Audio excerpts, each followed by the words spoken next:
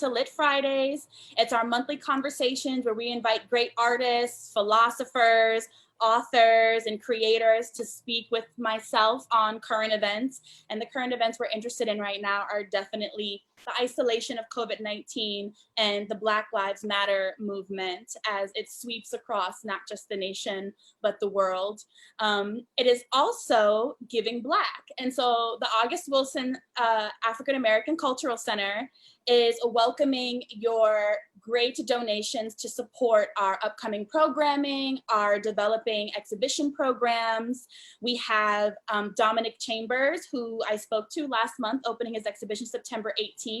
And we just want to encourage everybody to give Black. We appreciate your resources and we appreciate your time and attention.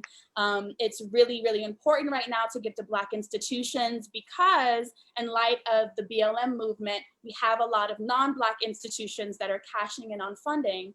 And so those resources are not being given to Black institutions because you have other institutions that are giving contract work to us Black artists. And so stay awake and give your resources when you can, where you can, back to your community.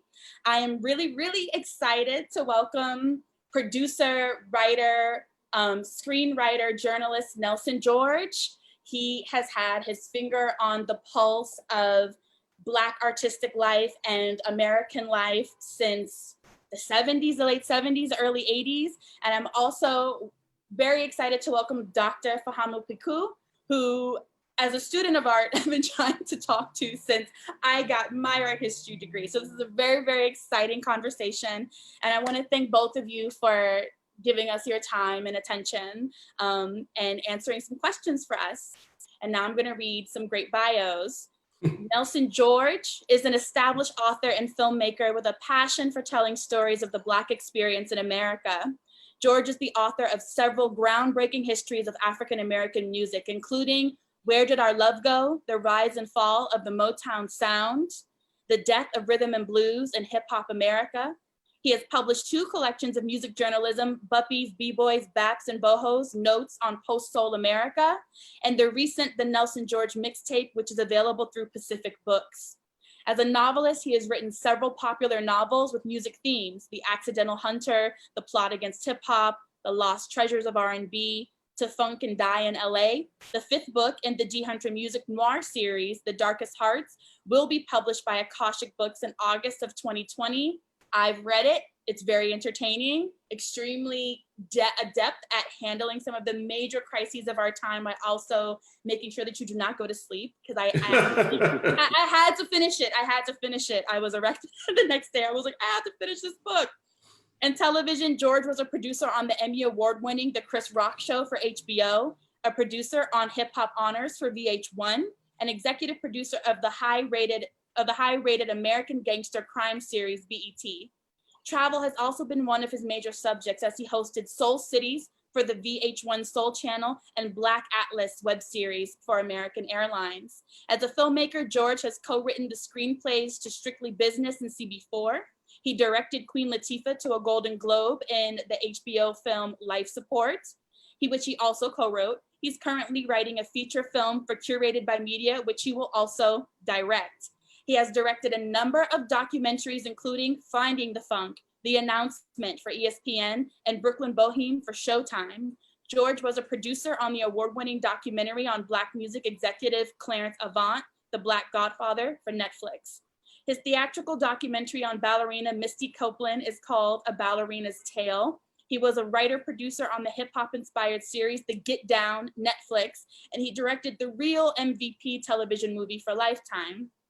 Currently, he is editing a documentary called A Great Day in Hip Hop Revisited, parts of which have been screened at various museums. He is working as an executive producer on a documentary series about Tupac Shakur being directed by Alan Hughes. Nelson does most of his work through his production company, Urban Romances. Thank you so much for joining us. I read the whole thing. I want people to know what they're getting into. Sign up for Lit Fridays.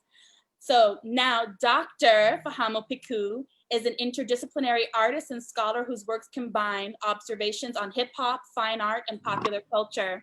Pecou's paintings, performance art, and academic work addresses concerns around contemporary representations of Black masculinity and how these things impact both the reading and performance of Black masculinity. Fahamu received his BFA at the Atlanta College of Art in 1997 and a PhD from Emory University. Peace up, A-Town down.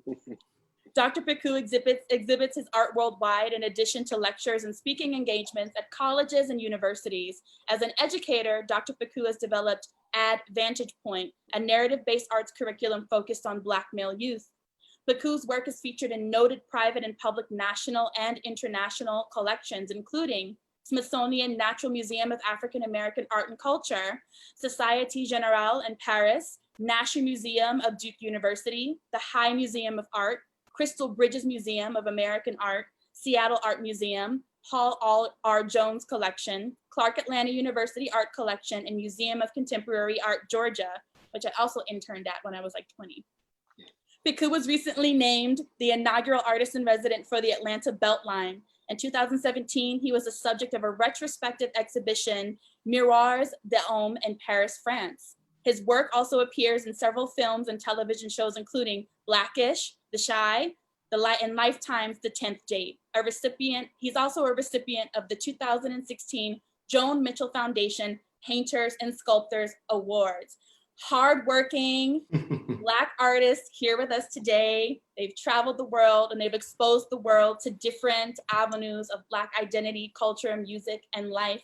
Welcome again.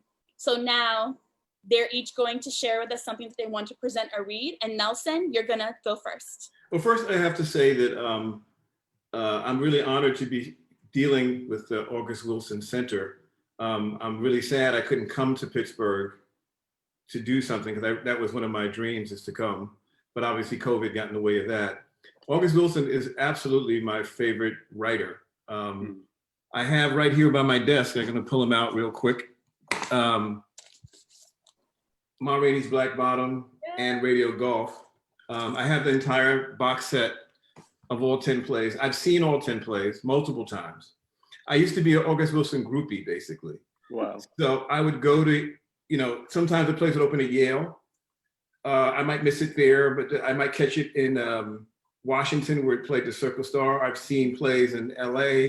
I would travel to watch the play, because what I would do is watch how August edited the plays over time, so that I remember seeing the piano lesson in Boston, and literally I saw it then later in New York, and he'd kind of rewritten the entire second act except for a couple of movements. Amazing.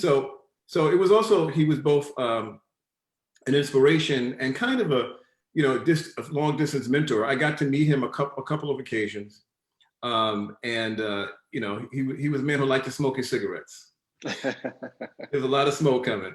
But he was very, and I actually just to finish my groupiedom, I went to Seattle and I just did a pilgrimage to his home, where I took a picture in front of his home in Seattle, where he wrote his last few plays and kind of passed away. So again, so being involved with anything August Wilson is very important to me personally. So I'm gonna read a chapter, or part of much of a chapter from the book, The Darkest Hearts. The chapter is called DNA. Almost all the titles in the chapter titles come from different contemporary R&B songs or hip hop songs. DNA is Kendrick Lamar. I definitely sang my way through it. So this is, so context of this is that the lead character is named D. Hunter. He's was a security guard in the first book, and over the course of the 5 books has developed into a businessman and now has a management company in LA. So he's at a very posh gym in Los Angeles, but going through a kind of sensory flashback to things that have happened and that relate very much to what's going on now. So it's chapter 9. Dee was on a treadmill at the Sunset Boulevard Equinox, watching CNN on one of the big screens hanging from the ceiling. Another Black man shot by the police. But the headline of the day was Trump firing FBI Director James Comey. More blood on the ground, more lawlessness in DC. Bright LA sun came in from the big windows. Women in form-fitting, multicolored workout leotards sashayed by with Kim Kardashian eyebrows. Men lifted weights, monitored each other's reps, and talked of parties past and future. D was in the middle of this well-appointed workout facility, one of the few Black male clients. His body was on the treadmill, but his mind was several million miles away. Trayvon Martin in Florida, Eric Gardner in New York City, Michael Brown in Ferguson, Laquan McDonald in Chicago, Tamir Rice in Cleveland, Walter Scott in South Carolina, Anton Sterling in Baton Rouge, Philando Castile in Minnesota. They were just the 21st century names that popped into his head, but you could go back to Emmett Till in 1955, and then go back to the boys, men, girls, and women who'd been lynched, whose broken, charred, and disfigured bodies hung like tortured Black leaves on southern trees. All those white folks gathered, as if for a picnic or a town fair, to enjoy state-sanctioned murder. It's a legacy of authorized death that began with overseers and slavery days and had never really stopped. It had just transformed with the times, part of our national language like baseball and guns. Though all Black people were subject to this violence, there seemed to be a special role in this serialized drama for the destruction of Black men, especially from adolescence to their mid-40s. It wasn't a surprise that Black gangs had always proliferated. The protections for Black male life were so suspect that any form of community, no matter how self-destructive, is attractive in a world where every affirmative gesture made you suspect. Twice in his life, D had experienced law enforcement. One really stuck in his mind. He had begun a long-distance relationship with a makeup woman working at Black Entertainment Television when it was still in DC. Cheryl was a pear-shaped beauty with big eyes and golden brown skin who studied Yoruba religion when she wasn't putting eyeliner and pancake on R&B stars. She'd taken a liking to the big man dressed in Black and given him her business card so he could use a bit of powder on his bald dome. He had happily taken the bait and began chatting with her on the phone, which quickly escalated to Amtrak weekend rendezvous in New York and DC. On one particular afternoon, he come down to DC to have dinner with her. Once they'd entered her apartment, a kiss became a nibble and then a full meal on her mudcloth bedspread. Mm-hmm. Cheryl and D had tremendous chemistry, and he wondered afterward whether they had a future. It was fall, and D had worn a black leather jacket he was zipping up when he stepped outside her apartment building. 3 DC police cruisers screeched to the curb. Cops pulled out guns. Cheryl screamed.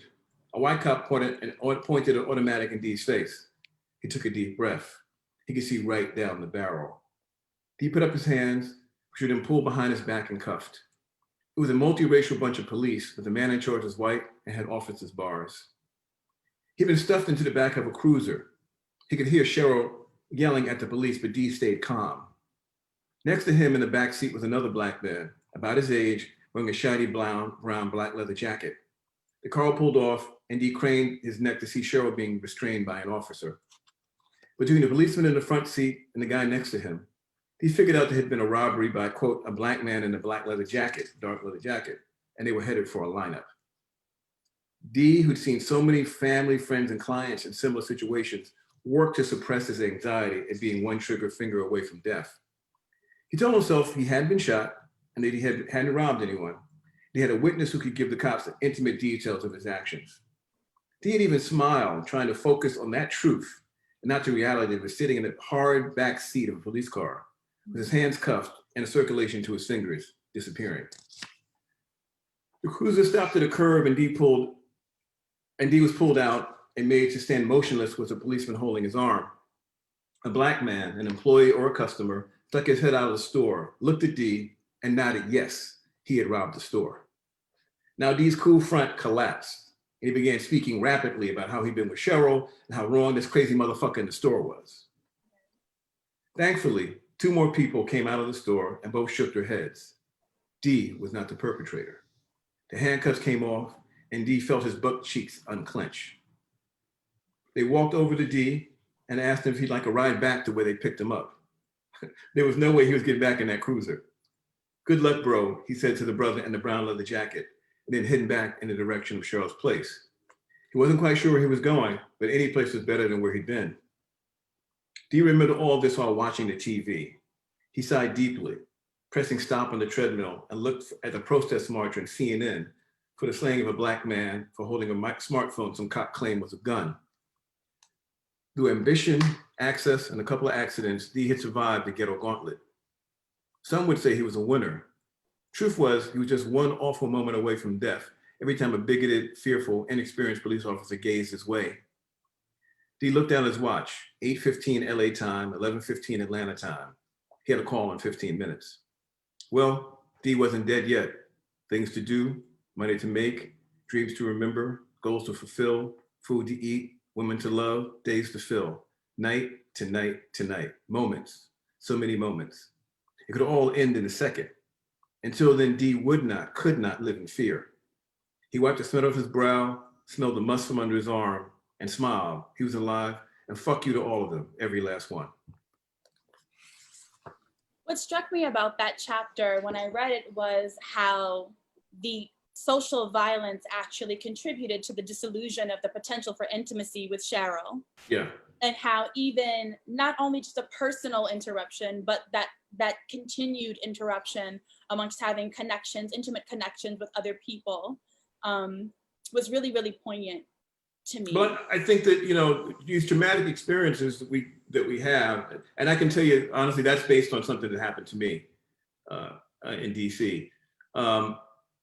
It doesn't, you just don't walk away from those. They stay in your body in some form. And in the case of that, it kind of poisoned their relationship. I mean, it can go either way. Sometimes those things bring people together. Right. But in this case, it became a kind of a barrier because he never wanted to go to DC ever again. Right. And the places become no-go zones, I think emotionally for people. So, that I felt like that was a piece that made sense to read in the context of what's going on now. I mean, the book deals with, it deals with a moral question. And that question is, how much money what would you do to get money? And in the framework of the book, Dee is managing a young MC, a guy named Little Day, who's a trap artist from Atlanta, who gets offered a very, very lucrative deal to endorse a line of alcoholic beverage. Sort of like at one point the pitch is, we'll make you the Ciroc of the South. You'll be the new Diddy. From Kurtz, right? The character. From Kurtz, who's owns this company. But over time, Dee discovers that Kurtz is, and running his multi-billion-dollar beverage company, is also a big supporter of Donald Trump, of the incarceration of private prisons, a number of things that sex trafficking, that undermine the Black community. And he's using, in a sense, Black money earned to subvert Black ambition. And so both Little Day and Dee have to figure out where they fit into all of that and have to make a moral choice about what to do. And that decision then triggers a lot of other events in the book. And there's another character, you mentioned her earlier. Serene Powers. Serene Powers. She's someone who's been in a couple of the books, and she is kind of a sex trafficking vigilante, if you will. And she's actually based, what happened is that in writing the book, I had a meeting at the UN, and I met with people who run the UN International Sex Trafficking Division.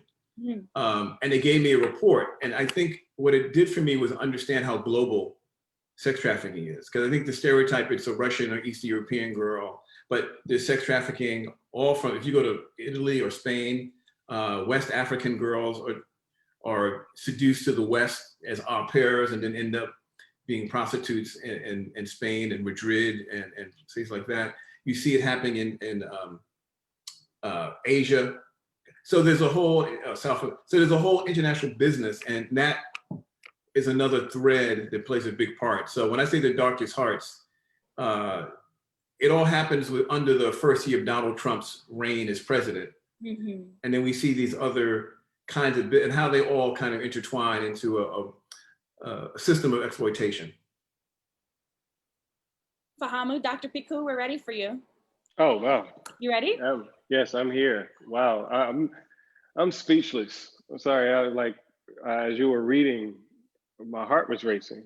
The words were that visceral, and thinking about the last point that you were making around, what would you do to make money, and this idea of exploitation. I think it becomes increasingly crucial that as not even just Black artists, but as Black beings, right? That we are more critical about the things that we align ourselves with, and that we expose ourselves and our families to. Because so much of it is about deception and manipulation and exploitation. And I think which kind of leads into some of the work that I'm doing and the things that I'm thinking of. But it really leads to trying to have a sense of identity that is not directly linked to the sort of hegemonic dictates of the world that we live in, because those things were not written with us in mind, and so they will never, ever, ever, ever consider us. They would never work for us. It will always work against us, no matter how much we try to work with it. It's like I think it was Audre Lorde that said, "You can't dismantle the master's house with the master's tools." That's correct. Yeah. But I'm gonna, I'm sorry, I kind of got sidetracked a bit. But I'm gonna share some images of a body of work that I have called Trapedemia. And Trapedemia is a concept of philosophy that I've been working with for a few years. With Trapedemia, the idea is essentially that what we consider now trap, the culture of trap, like that, which has been conflated with drug culture. But if we think about this concept more broadly, we realize that trap is actually a technology where people who have been marginalized and oppressed subvert the various social, cultural, racial, et cetera, mechanisms as a way of surviving. So we take the trash that they give us and we turn it into treasures. We take the prisons that they put us in and we turn them into gardens. And so Trapedemia is about this sort of inherent ability of Black people, especially, to take nothing and turn it into something, right? And so I try to open up the conversation around trap culture to move beyond this space of like drugs and crime and things of that nature, as it's often languaged in hip hop. But there's also a lot of richness and depth in understanding it through that language and through that alternative space of language and performance. And so this is an installation shot from the first iteration of the Trapedemia exhibition, which was in Los Angeles in 2019. And I'll walk you through a few of the images. But the one of the first pieces that I created for the show is this piece here called Monsters and Saints. And I was inspired, the title is inspired by lyrics from a song called Untitled on Killer Mike's album, Rap Music. But he has a lyric where he says, that's why I'm giving honor to all these baby mamas. The Lord will take a monster and fashion him a saint. I present you Malcolm X for those who saying that he can't, saying that he won't, when I know he will. It's usually, you usually don't know it's you until you're getting killed.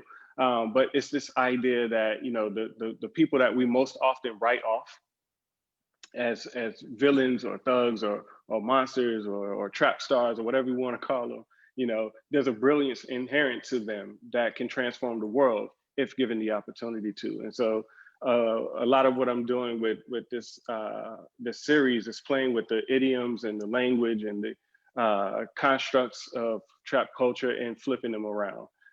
So this piece is called The King and I. And I often incorporate elements of traditional African art like masks, sculptures, et cetera, into the works in conversation with these modern contemporary bodies, this contemporary fashion, as a way to talk about the African ideals and African constructs that continue to manifest in our performances, even when we don't necessarily connect to them as such. And that's another subject that I can speak on, but I'm largely very much interested in those African cultural and spiritual retentions that we see in contemporary African American practice, because I think that there's freedom in that, and not just freedom in the sense of like, freedom like American freedom of religion or whatever, but freedom in terms of how our minds are coded to think. Like it's an escape. It's a complete 180 from what we've been exposed to and experiencing. So I'm going to kind of skip ahead to a more recent body of work in the Trapedemia vocabulary with the subtitle Lit. And in this particular suite of works, lit is a triple entendre. So it refers to lit as in the trap idiom lit, which is something that's like hype and turned up, but it's also an abbreviation for literature. So in this series, each one of the figures is posed with a text from classic African-American literature or philosophy. And the idea ultimately being that you shouldn't judge a book by its cover. But the triple way that this entendre is being used is in terms of lit as in light, right? As in enlightened. And again, thinking about, the inherent brilliance in some of these trap methodologies, right? The way that people are creating and expressing ingenuity in terms of how they're doing business, how they're communicating with one another, how they're surviving. Is really brilliant, but oftentimes, again, because it's associated with the more negative aspects of like Black life and Black culture, we dismiss them as being problematic. So the titles of these pieces are all named after the books that the figure is posing with.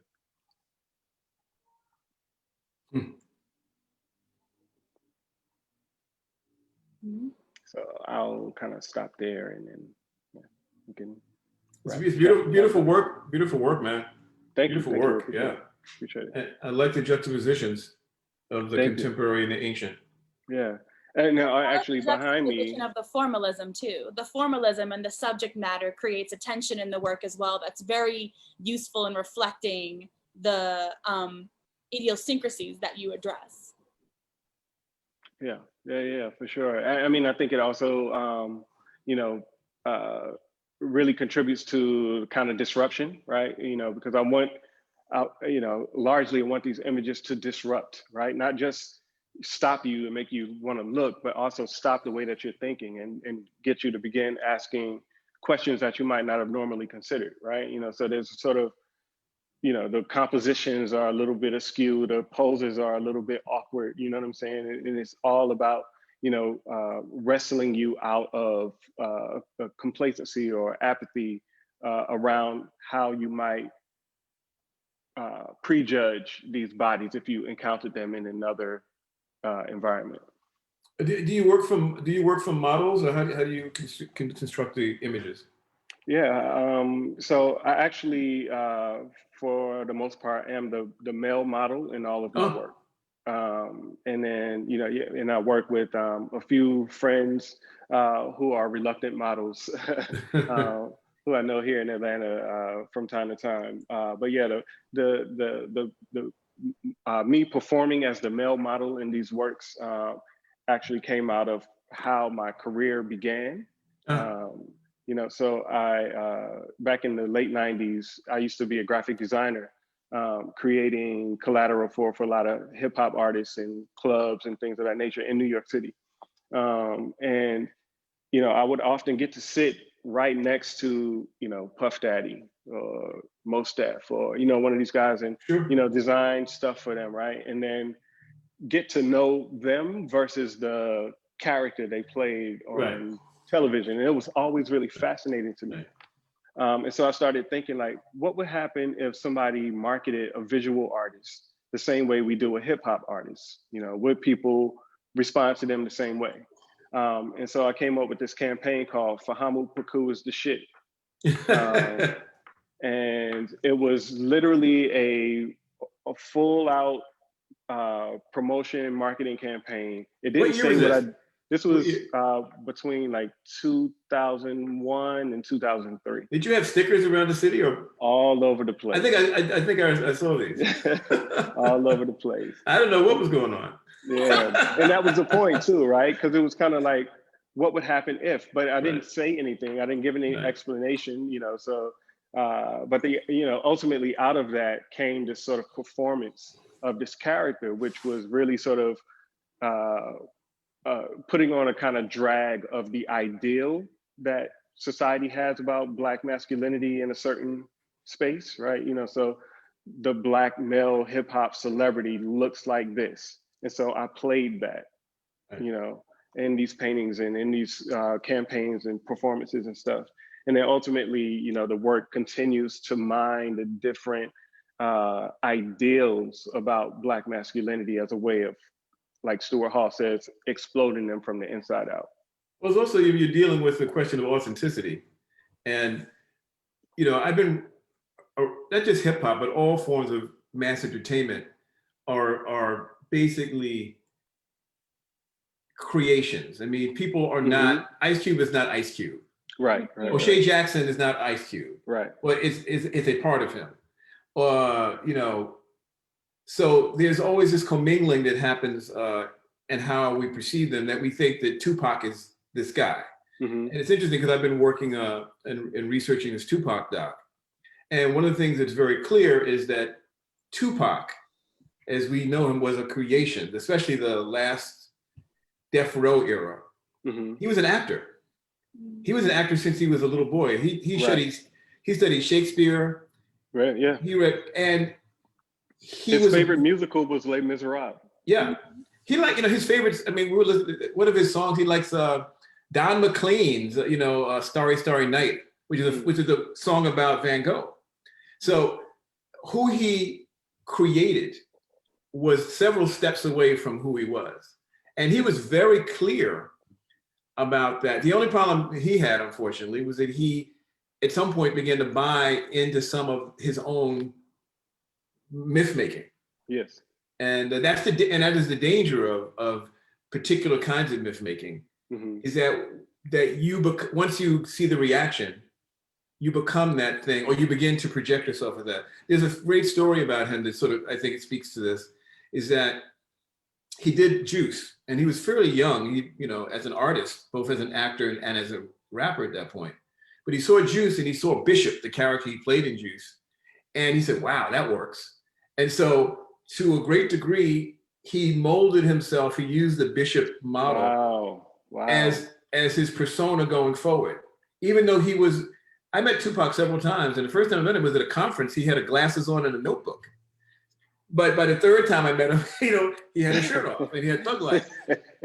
So I think that your work really is dealing with a lot of the dualities and the complexity of the image that has become hip hop, which is very distant often from the men and women who make it, who they really are. You know, it's a commodity. Yes. It is a commodity. That brings me to a question. So it's about weightlessness. There's a part in the D. Hunter novel, The Darkest Hearts, where he's doing yoga. Right. And he experiences this euphoria of weightlessness that allows him to see before him the plot against hip hop. But it's also this very vulnerable moment where you see a multifaceted image of him as the Black masculine protagonist in the book. Right. And then Dr. Pecou, you had a series around weightlessness and showing these Black male bodies kind of almost like lifting off of the ground in these very mannerist positions, elongated, very beautiful. And so it makes me think about what does this weightlessness mean to you both personally as Black men? It seems like, especially behind D. Hunter, as kind of like a mask for, I'm a writer, so our protagonists are our masks, right? And also in your images, Dr. Pecou, there's this chase for weightlessness as a way to counteract the heavy standardized images that Black males consume and in some ways are forced to respond to. Mm-hmm. Well, I would just say this: the conception of the D. Hunter character was it came from actually two roots, which speak to your point. I saw a newspaper article with Britney Spears, right? But next to Britney Spears, kind of half cut off the frame, was this huge Black guy, and she used to have a lot of the diminutive artists have big Black bodyguards. I was like, wow, so who is that brother? What does he see? What is his world like? And that was sort of the conception. But also, you see these guys, you see these big guys, often they'll have a t-shirt that says security, or the more formal ones have a suit and tie and doing that move. But they're hired because they seem intimidating to white people. Mm-hmm. That's why they're hired. But who are they really beneath that? And that was my exploration with him to look at who this man is and what are his vulnerabilities.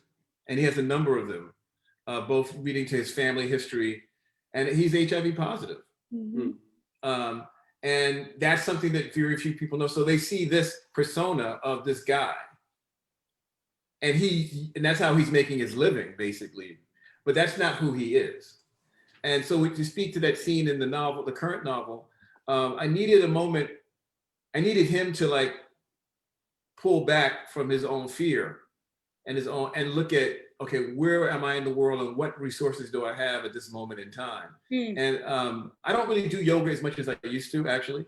I used to do a lot of it, but I had a really profound experience at a Reiki class maybe a year and a half ago, where I really did have an out-of-body experience in the Reiki class where I was crying intently and I had visions. And for me, I was like, come on, Reiki, I'm not doing that. Right. But that's how they get you. Right. So when I did it, I really felt, and it really influenced me. It had a really big impact on me. So I think that I wanted to give him the moment where he has to unleash and address that other part of him that is not the persona. That's not the guy, wearing a business suit to a slick meeting, but who's the sort of vulnerable, somewhat frightened person inside. And I think that's one of the challenges was the projections of what I like to call Blackulinity. This idea, this hyper masculine idea that we as Black men are trained to live to, from barbershops to basketball courts, right? And any sign of vulnerability is often, attacked or dismissed. But you can't really be a complete human being unless you're dealing with all of who you are. And so that's that scene, and sort of with D, I'm trying to, through the books, work through these ideas about what a masculinity, to what the Doctor is doing in a different kind of way. Mm-hmm. Yeah, wow. That's, I'm thinking about too your question and the way the question is framed, like what is the weightlessness, right? And I want to flip it and ask, what is the weight? Mm-hmm. And that kind of speaks to the series that you were talking about, or that you referenced, which was called Gravity. I love puns and double entendres. I'm the king of dad jokes, but gravity, like gravity, like lit in the Trapedemia is an entendre, is a double entendre that refers to gravity as in the force that presses matter towards the earth, and then something grave or serious, right? And so for me, it was thinking about or reflecting on all of the things that I grew up hearing about my existence as a Black male, right?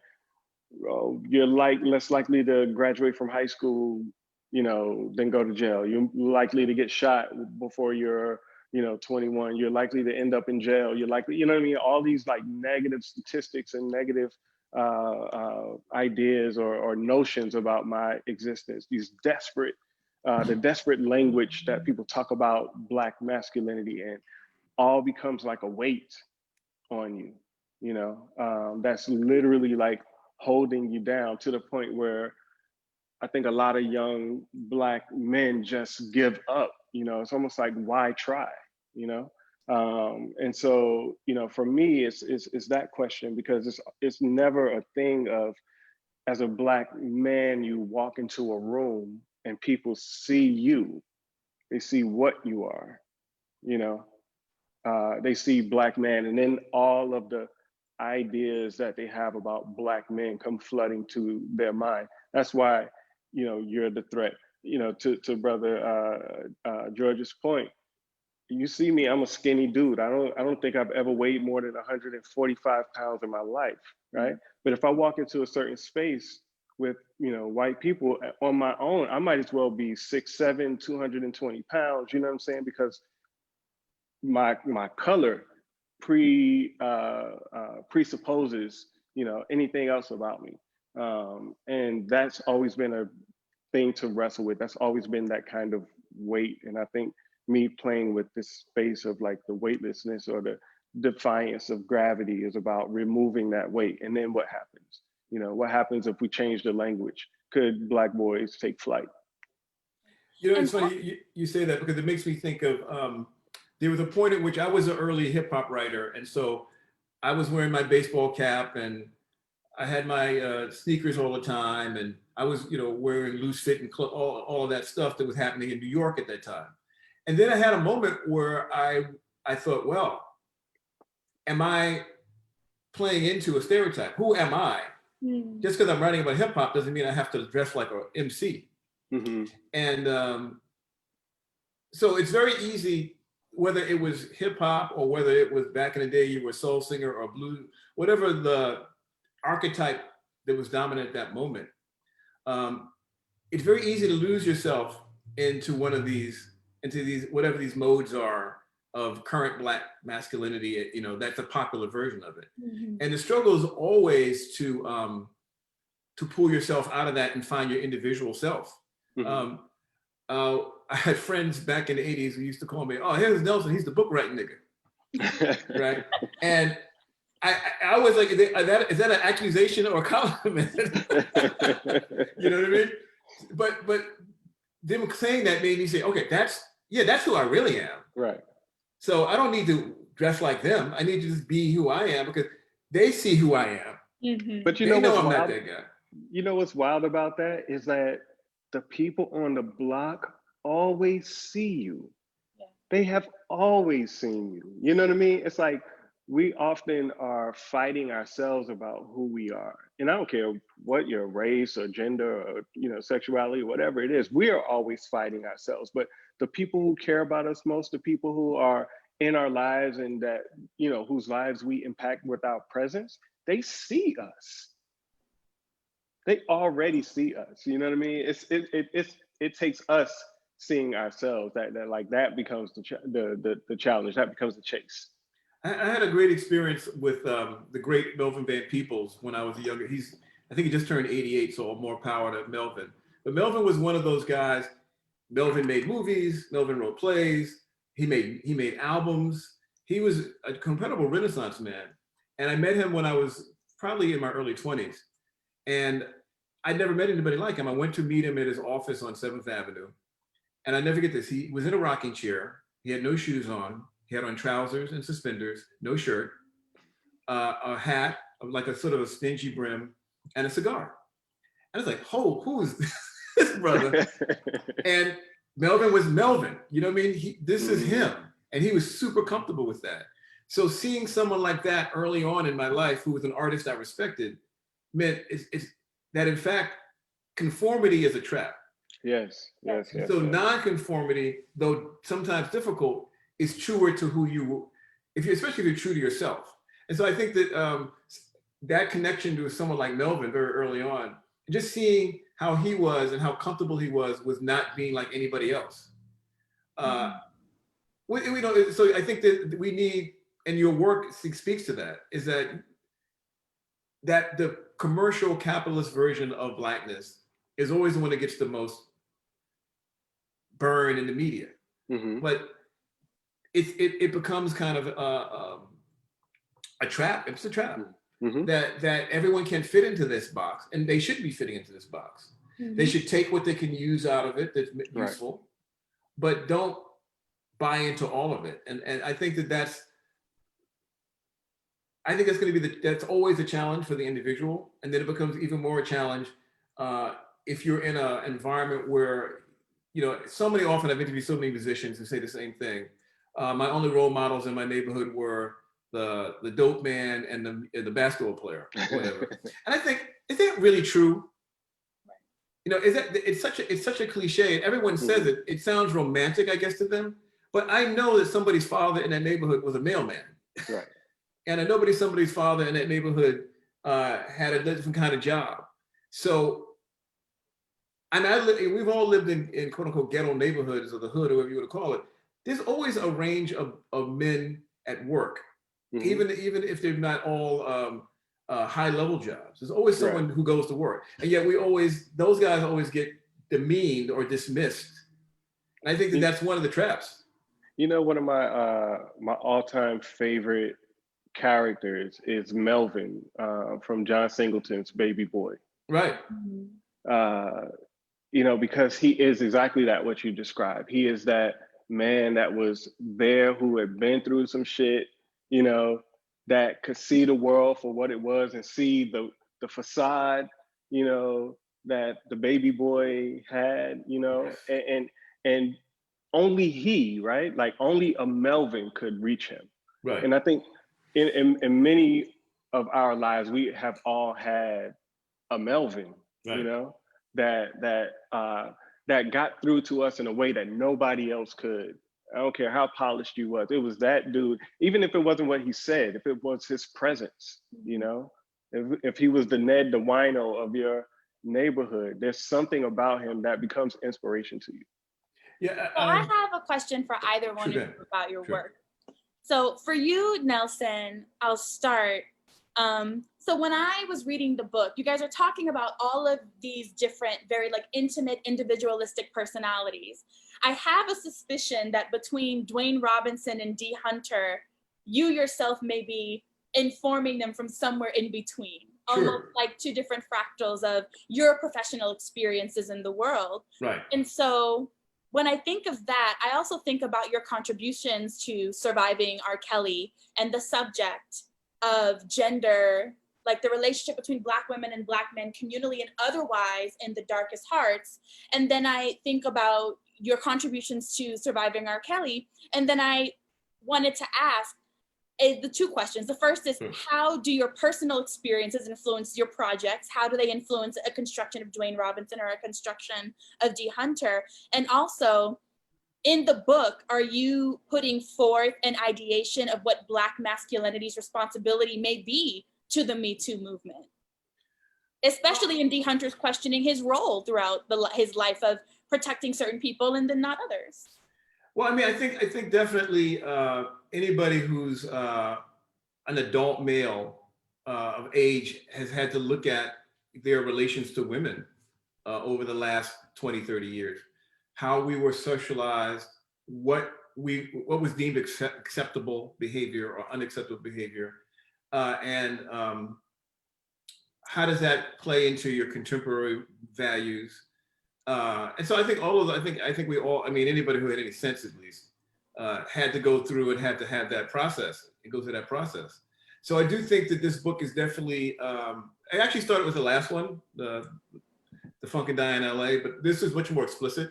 Because I really went back and I made sure I wanted to do a lot more research on what is sex trafficking? How does it work? Who's involved in it? And what role does it play in the contemporary Black experience? And what I found was pretty horrifying, because in many ways, we think of the pimp from the 70s, but there's a whole nother world of exploitation that uses, websites and chat rooms, and the idea of how young Black women are sexualized and exploited for that sexuality is something that's probably not being discussed enough in terms of the context of pop culture and the context of Me Too. We're talking, a lot of the discussion is about famous men and and power, but there's also a thing happening on a grassroots level that is an extension of strip club culture. I mean, I know we can get into a whole thing about Cardi B and blah, blah, blah. That's fine. But Cardi B is the visible one. There are scores and scores, hundreds likely, of young women working in the strip world, and the temptation to, or the drive, or the not temptation, but the imitation, I guess is a better word, to turn tricks, or to use, to somehow we sexualize girls so much that it's almost like we're pushing a lot of young women toward that kind of exploitation. And it does worry me. It does concern me, because I feel like we're missing a discussion that hip hop is a big part of, that on a day-to-day basis is damaging a lot of people. Thank you. And Fahamu, going off of this idea of like having a self-history and auto-determination, the conversation you both were engaging in, I'm really interested in your use of self-portraiture. I'm interested in its connection to the history of portraiture and the African diaspora specifically, because white portraiture or European portraiture was always used in order to create evidence of a lineage. It was in order to, and in the United States, especially with the advent of the camera, it became about eugenics in the early 20th century and making sure you had a record of your whiteness that you could rely on. But in terms of how it's been used in the African diaspora, it's used for memory. It's used as an act of preservation. It's used as an act of being able to introduce you to your ancestors and your elders. This was your great grandmother. We took this picture. We have this picture. We have this evidence of ourselves beyond a certain time period. And so even in your work, like I see Dogon masks, and I see a lot from Yoruba visual art and spiritual art culture as well. And so what does self-portraiture mean to you as an artist? And do you see a relationship between African diaspora and self-portraiture and masquerade and our traditions of masquerade? That's an interesting question, because I don't know that I ever thought about it in the context of that language, right? This idea of the self-portraiture as a form of masquerade.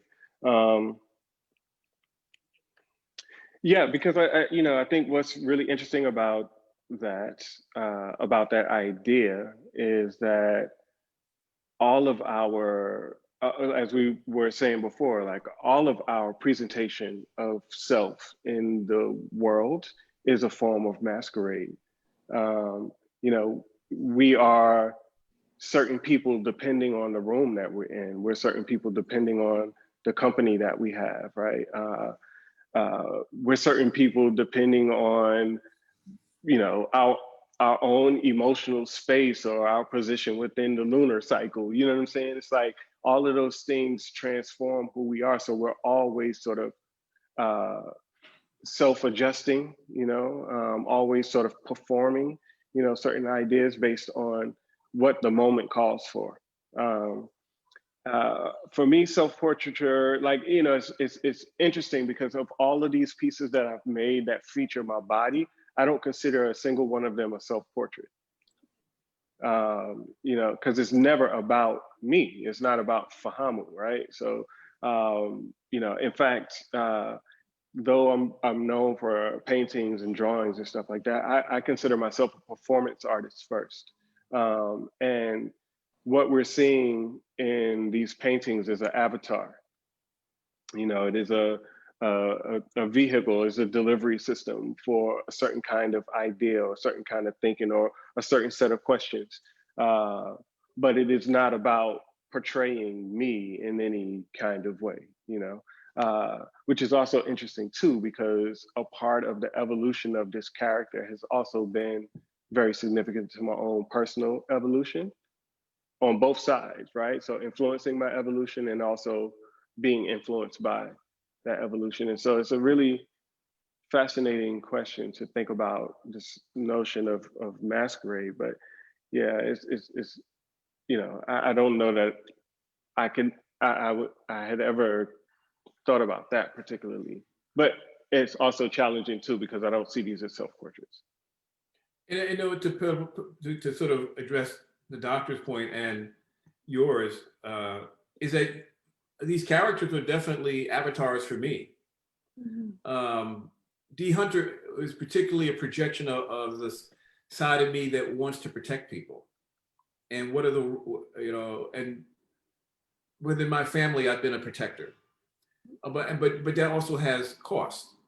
And trying to grapple with that, the Dwayne Robinson character you referred to was definitely a projection of me as a writer. And at one point, the D. Hunter character and the Dwayne Robinson character basically Dwayne Robinson mentors D. Hunter into the history of Black music. And I was mentored by a number of men who sat me down and told me the real deal, not what was in the book, but who was Jackie Wilson, not just a singer, but who was he as a man, what things did he go through. In fact, since we're here, I have to pay homage to one of those mentors, a guy named Robert Rocky Ford. He just died about 2 months ago. And he was one of those people for me. I met him when I was 20 years old. I saw him at a concert. Literally, I was at a Graham Central Station concert, and there was a man writing notes where everyone else was dancing. I followed him out of the theater, and he was a music critic. And I sent him some of my clips, and then over the course of 2 or 3 years, he really mentored me and showed me how to become a music writer, and also then obviously more than that, how to be a young man.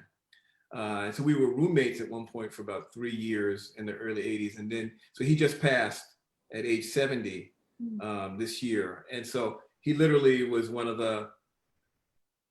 so the Dwayne Robinson character was very much centered in him as well, and the lessons he taught me. So I think that one thing it is important to do is always to honor these mentors and to show that there's so much pathology projected, but I know so many people who have mentors like that who help them get from the next stage of development.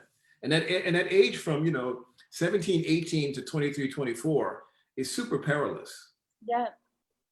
So I have to thank Rocky for what he did for me at that crucial time. Definitely. And I'm also really compelled about how the conversation has gone full circle with the mention of masquerade back to the beginning point about being pressured into a certain kind of performance in order to move in certain rooms, succeed in certain ways, and how that affects like a personalized or individualized projection of the Black masculine. And so if there was anything that you could advise for Black men watching right now of any age of how to connect with themselves based on your experiences, what would it be? I would just say honesty. To be honest with yourself. One of the toughest things to do is to look at yourself, look at your abilities, look at your desires, and be honest about what those are. Look about all these things and say, this is who I am, and embrace that. That is so hard in spaces where people feel pressured to conform. And I think Black people don't always think that we're conform. We have we're creating this, but there's a lot of pressure to conform in the Black community, and you have to figure out who you are. I'll just say one little thing before. Yeah.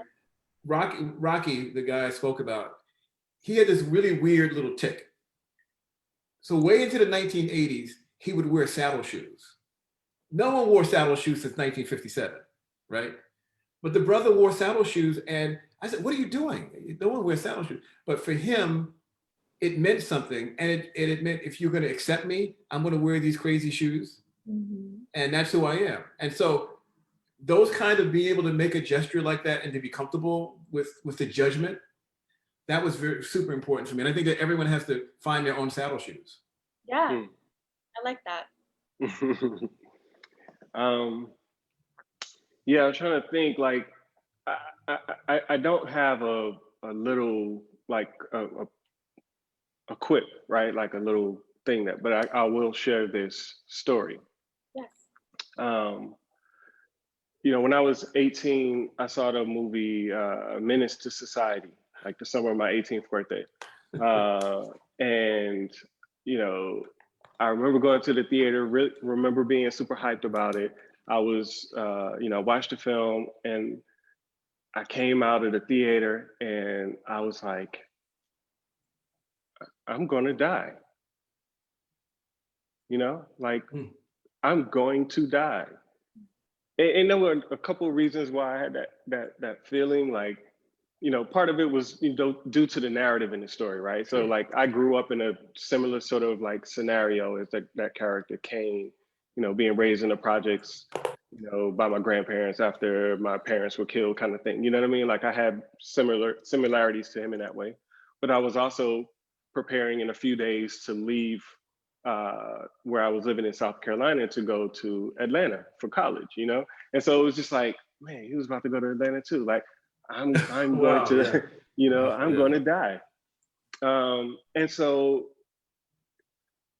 unconsciously, for years after that, rather than celebrate any accomplishments that I had, I, checked off the box of the tragedies that I avoided, right? So 19, I ain't been shot yet. 21, I ain't been to jail. 23, no baby mama. Like I did this up until I was about 28 years old.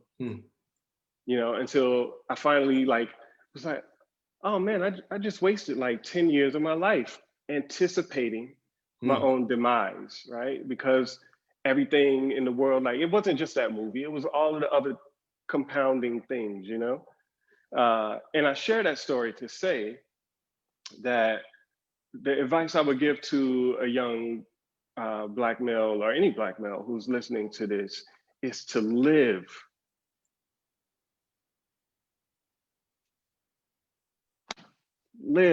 Like not live in fear. Yes, there's danger out there, but danger is real, fear is not, live. That would be my advice. Great advice. And I have to thank you both so much again and share my appreciation as well as appreciation from our executive director, Janice Burley Wilson, and the August Wilson African American Cultural Center. You guys have been so generous and amazing for this evening. And everybody follow the August Wilson African American Cultural Center on Instagram, Facebook, and Twitter. Stay tuned. Next month, we have visual artist Mikel Owuna and poet Jari Bradley joining us. And we'll see you again soon. Thanks. Thank you. Thank you, Jessica. It's a pleasure. Thank you. It was great.